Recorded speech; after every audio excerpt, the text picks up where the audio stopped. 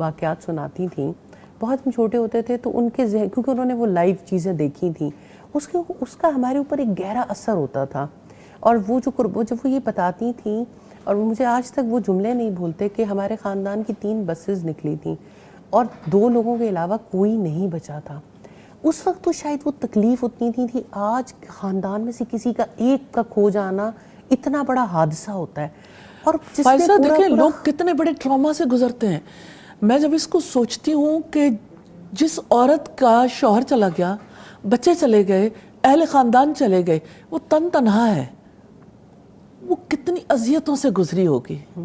وہ مرد جس نے اپنے بچے بیوی کھو دیے، اس کی کیا کیفیت ہوگی. وہ باپ جس نے اپنی بیٹیوں کو کھو دیا، جس کی بیٹیاں اغوا ہو گئیں، جس کی بیٹیاں شہید ہو گئیں، ان کی کیا کیفیت ہوگی. آپ اس ٹراما کو انڈرسٹینڈ کر سکتے ہیں.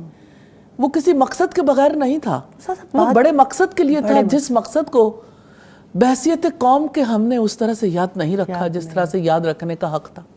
آج اگر ہم استحکام پاکستان کی بات کرنے جا رہے ہیں تو ہمیں رک کے یہ ضرور سوچنا ہوگا اس استحکام نہ ہونے کے پیچھے کیا ہے.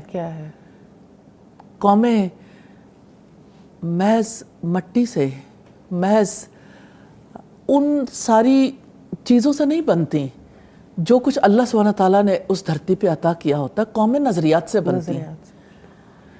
اور وہ جیسے اقبال نے کہا قوم مذہب سے ہے، مذہب جو نہیں تم بھی نہیں.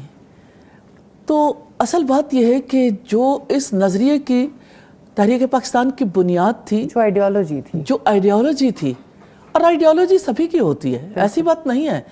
آپ ایک ایتھیسٹ کو دیکھیں، اس کی آئیڈیالوجی نہیں ہے. کرسچن کو دیکھیں، جیو کو دیکھیں، ہندو کو دیکھیں، ہر ایک کی اپنی آئیڈیالوجی ہے. اور اپنی شناخت کو برقرار رکھنا ہی ایک ہمت کا کام ہے. تو آپ دیکھیں کہ اس وقت پاکستان جس کرائسس میں ہے، آئیڈیالوجیکل کرائسس میں ہے، آئیڈینٹی کا کرائسس ہے.